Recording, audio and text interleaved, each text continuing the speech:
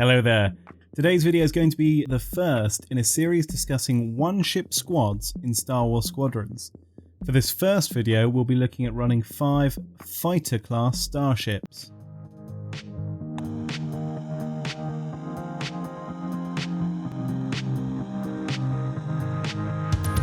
What's up, JD here. As I just mentioned, today I'm going to be discussing a potential all-fighter team composition. This is the first of 4 videos where I'll be going over each starfighter class, so if you're curious to hear about an all-bomber, all-interceptor or all-support team, then be sure to subscribe and click the bell icon because I'll be dropping those in the next few days. But for now, let's dive in with the fighter. So when putting together loadouts for team compositions like this, it's important to be conscious of the ship's purpose at the given stage of the fleet battle. For the sake of simplicity, I'm going to be putting together builds that fill one of 2 purposes. Purpose 1 is morale farming. These loadouts will be geared towards starfighter combat, so that the pilots can keep racking up kills, ensuring you're on the assault more often. The second purpose is to assault the objective, that is, to inflict damage on the enemy corvettes, frigates and capital ships, so that you can be victorious.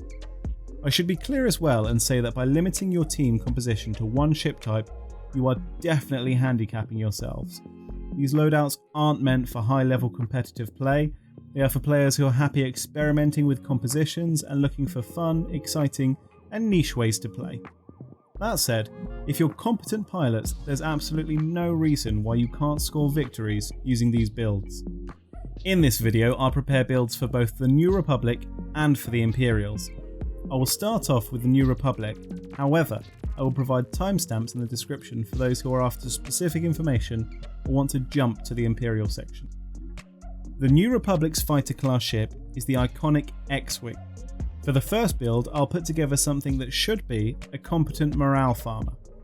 To put these builds together, I'm currently using SquadronsBuilder.com, which is an incredible resource put together by Reddit user The Bumbag. I'll include a link in the description for those who want to start preparing their own builds, but keep in mind, the component information on the website has been taken from the footage captured by the EA Game Changers. The game has been in continued development since then, and some of this information could be different on launch day. With all that in mind though, let's get started. So you'll see here the default X-Wing stats. This is what you'll get if you leave the stat altering components as the stock version. I'll quickly go over what each stat refers to. First off, we have max hull and max shield, and they are exactly that, the amount of hull and shield damage you can take before you're destroyed. It's worth keeping in mind that shields can be recharged, but damage sustained to the hull can only be repaired by returning to your ship, being healed by a support, or by using a self-repair component. Second up, max speed, again, is fairly self-explanatory. This is the top speed your ship will hit, not including boost, though a lower max speed will also mean a lower boost speed. Third up, we have max acceleration. This is how quickly you can change speed.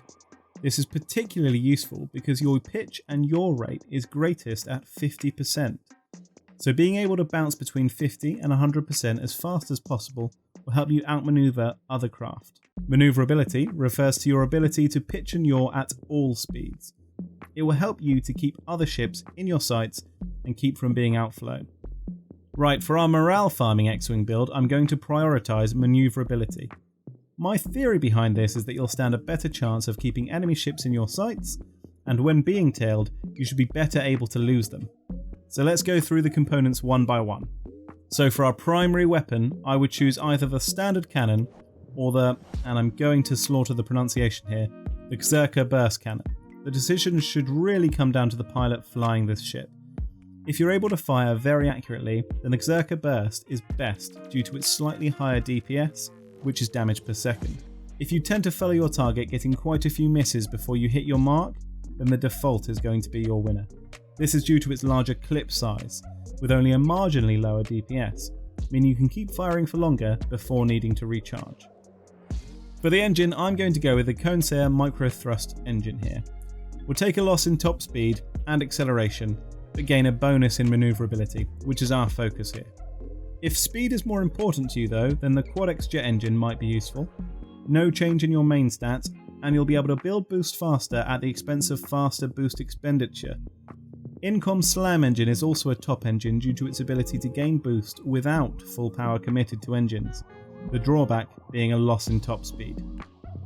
For hull, I'm going to go with a Chempat deflector hull. This is because as a morale farmer, you should be able to get in and out of fights pretty quickly, so having a higher percentage of health as shield is beneficial.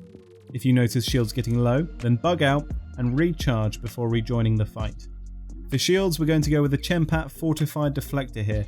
Same reasoning as with hull, having a higher percentage of health as a rechargeable shield is beneficial for this build. The drawback is that shields take slightly longer to regen. Hopefully this isn't a huge loss, but we can't really tell before launch day. For the first auxiliary, I would go with either the repair droid or the barrage rockets. The decision will depend on how well you're able to escape and regen shields. If you find it easy enough to keep on top of your shields, then go for the rockets. These will be useful for when you get right on the tail of slow moving ships like bombers and support. Because you have 40 rockets, they can also be used for crowd control or to assist with assaulting objectives. For our right auxiliary, that has to be the concussion missile. This is a high damage homing missile with a short cooldown and a quick lock on time, which will assist you with your morale farming. Now if you're going for a genuine one ship squad and no support, I think I'm always going to pick the same countermeasure. That countermeasure is going to be Seeker Warheads, and for no better reason than it appears to have the most amount of uses, a reasonable cooldown time, and it is effective at long ranges and whilst turning. Right then, let's look at our final stats. So assuming that you went with the micro thrust engine, you should have 780 hull, 1248 shield, 102 speed, 112 acceleration, and 98 maneuverability. This means that whilst you aren't the fastest X-Wing around, you're in the top end of the game for your ability to pitch and yaw and keep a target in sight. Also, almost 75% of your total health comes from shields. If you keep this in mind and manage yourself right, then you should be able to stay in the fight without the need for support for a good length of time. The main goal for a pilot in this ship is to get good at shooting down ships with your primary cannons. An over-reliance on missiles in a one-ship squad means that you'll often have to return to your frigates for resupply. If you went for the barrage rockets, then feel free to go ham on those, as you've got them to spare, but you'll only want to use your concussion missiles when you feel you really need them. An ideal time to use them is in the defending phase. Once you fire off a target-locked missile on an attacking bomber, they're likely to abort their run to evade the missile. This is when you can close in and take them out. Right, now we have our morale farmer X-Wing, let's move on to our objective attacking X-Wing. This time, when putting the loadout together, we're going to focus on maxing out our health and taking appropriate auxiliaries. Our speed and manoeuvrability doesn't matter too much, as we'll be leaving the dogfighting to the morale farmers. Our goal is to make a straight run for the capital ships and survive to inflict max damage. So for our objective assaulting build, I would choose one of two primary weapons. The one you decide on should depend on whether you're better off doing physical or ion damage. Ion damage will strip shields fast, and in the late game it will be effective against capital ship subsystems. It might be a good plan to have one pilot running an ion loadout and one running a normal. For ion, there is the ion cannon. For normal damage, I'd go with the high DPS but short range plasburst cannon. For our engine, and this might end up being a controversial choice, I feel like the Slam engine is a great choice for objective assaulting craft. This is because you're able to build up boost even when you have full power to shields, which you'll end up doing more often than not when performing your bombing runs. This is great because when you do have someone on your tail, you can quickly chain some boosts together with some micro drifts to evade destruction whilst you wait for an ally morale farmer to help you out. Right, for our hull, I'm going to go with the Consair Reinforced Hull. It's a no-brainer here. This gives you a big boost to your hull at the expense of acceleration and manoeuvrability, which aren't needed with this build. For our shields, I'm going to go with a Chempat Fortified Deflector. Same as with the hull, we're looking to maximise our health pool and keep in the fight as long as possible. Moving on to our left auxiliary, this has to be the old faithful Proton Torpedo. This is a high damage dealing torpedo, great for assaulting frigates and capital ships. Its downside is that there is a minimum lock distance of 500 meters. What this means is that you'll need to strip the enemy shields first, otherwise your torpedo won't deal the physical damage against the ships you need it to. For our right auxiliary, I would pick one of two here, either the ion missile or the ion torpedo. The ion torpedo boasts incredible ion damage. and will help you take out enemy shields so you can ensure your proton torpedoes reach their target. The drawback being that you only have the one, so you may need to make regular trips back to your frigates to restock if you're running a genuine all-fighter team composition. The ion missile is great for both taking out shields and capital ship subsystems. The benefit is that you get 6 of them to use, but the damage is much lower than the ion torpedo. As with the primary cannons, it is probably a good idea to have ships running one of each loadout. For countermeasures, this is going to be the same as the morale farmers. I vote Seeker warheads due to higher ammo and less need to replenish. Your final stats should end up looking like this. Hull 1920, shield 960, speed 116, acceleration 104, maneuverability 56. You'll notice that despite also being an X-Wing, these stats differ drastically from the previous loadout. This is one of the things I love most about Squadrons. The components you choose can create a huge variety in your ships. In this build we are focused on high health, our total health being 2,880, which is a difference of 852 when compared with the Morale Farmer X-Wing. This, coupled with overcharged shields, will help keep your X-Wing alive when making bombing runs. The main drawback we have is low maneuverability. We can accept this loss because keeping small starfighters in your sights isn't your goal. Should you need to outfly an attacking fighter, then you can chain boosts together with micro drifting to escape, thanks to the SLAM engine. In terms of team composition, if you like to limit ship changes at your capital ship, then you can probably stick to 3 morale farmers to 2 objective attackers, one of which can be ion focused. Though to be most effective, it would be useful to alter your team composition based on the stage you're currently in, weighting more towards morale farmers during defense and objective attackers whilst assaulting. By not taking a support craft, you are of course effectively handicapping your team. So if you're really struggling, it might be wise to have one accompany you, then have 2 of each build of X-Wing. In the absence of a support, you need to make sure you remain tactical and make good use of your frigates to rearm and repair as needed. Right, let's take a look at the Imperials. The Imperial fighter class ship is of course the equally iconic TIE Fighter. Now for the most part we will be approaching these loadouts in a similar fashion to the X-Wings. However, we need to keep in mind that the TIE Fighter lacks shields, and be aware of that when putting the loadouts together. Let's start off with our morale farming TIE Fighter. For our primary weapon, I'm going to go for either the standard laser cannon or the burst cannon. As with the X-Wings, your choice should be dependent on your skill with the primary weapon. The burst cannon has a strong DPS, but a low clip size of 32 shots.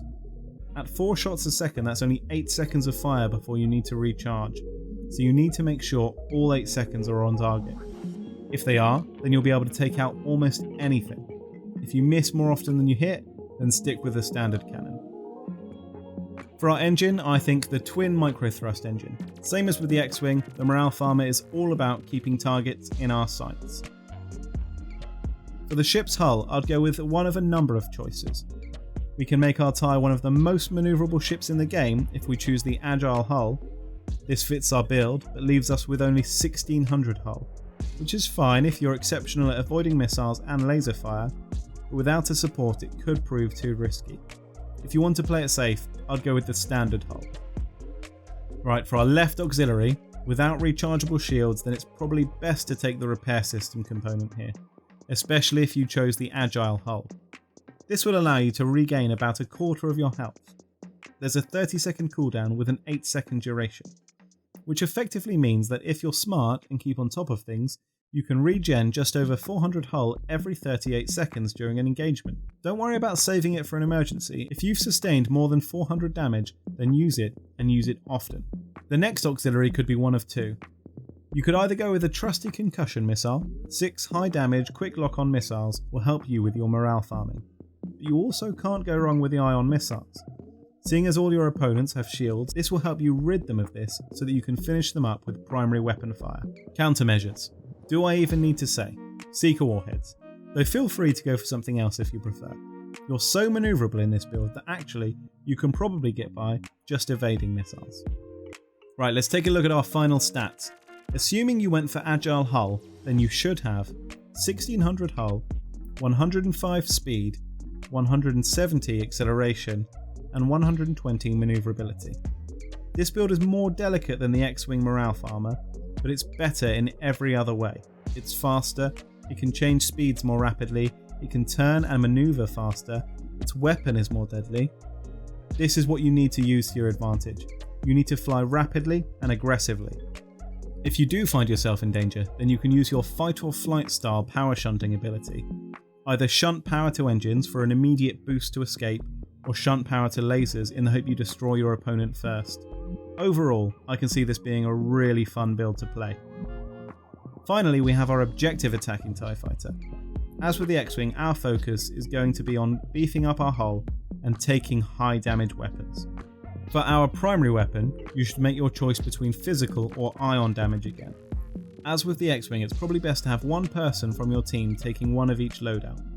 For the physical damage, you should go for the Plasburst cannon. For the ion damage, take the ion cannon. For the engine, unlike with the objective assaulting X-Wing, I feel like the slam engine isn't as useful here. You're only balancing power between engines and lasers, and you can power shunt if you desperately need boost. Instead, I would go for the twin thrust engine. It lowers your acceleration and manoeuvrability, but gives you a boost of speed. This makes your ship one of the fastest in the game and is great for making quick hit and run style bombing runs. For the hull, I would go for the reinforced hull. You'll get further nerfs to your acceleration and manoeuvrability, but gain a considerable amount of extra hull strength. For your left auxiliary, I'm going to go with the trusty proton torpedoes again here. Same as with the X-Wing. Use these on objectives once shields have already been taken down. For the right auxiliary, as with the X-Wings, you'll want to either go for ion missiles or ion torpedoes. Because of your speed, the ion torpedo isn't a bad choice, as you can make rapid trips back to your frigates to rearm and return should you need to. For countermeasures, you've guessed it, your friendly neighbourhood Seeker warheads. 4 trusty countermeasures with reasonable cooldown. It's just a good choice. Right, so let's take a look at the overall stats. For hull, we got 3,200, speed 195, acceleration 96, manoeuvrability 42. Again, you'll notice that these stats make the ship unrecognisable on paper when compared to the previous TIE Fighter. You wouldn't think that these are the same ships. Some of you might be thinking that these are weird stats for what is essentially a bomber, so let me explain my reasoning. First of all, we focused on hull. This is because when making those bombing runs on capital ships, you aren't going to be able to avoid all damage. Being able to take a few blasts is essential. We have twice the hull of the morale farming TIE here. Unfortunately, we haven't taken a repair system, so you will need to return to your frigates between bombing runs. This is where our crazy speed comes in. In this ship, you are the scariest kind of bomber. You can come out of nowhere, inflict massive damage, and be gone again before anyone knows what to do. Unfortunately, we are not very manoeuvrable in this craft. You're going to need to pick a direction and just go with it. If you have an opponent on your tail and you need to be able to outmaneuver, then your best strategy will be to power shunt to engines and chain boosts and micro drifts. Once you're boosting in this, I doubt even an A-wing could match speed. In terms of team composition, you should approach this in the same manner as the X-Wing builds. 3 morale farmers to 2 objective attackers is a good balance. Towards the end of the game, you could flip that ratio around. If you want to be a bit more competitive, then consider running 2 of each build with an accompanying support. This removes the need to travel back to your frigates so frequently to repair and rearm. Right, now that we have all 4 builds, 2 for each faction, let's run a bit of a cross-faction comparison. You'll see in both cases that the New Republic comes out on top when it comes to survivability.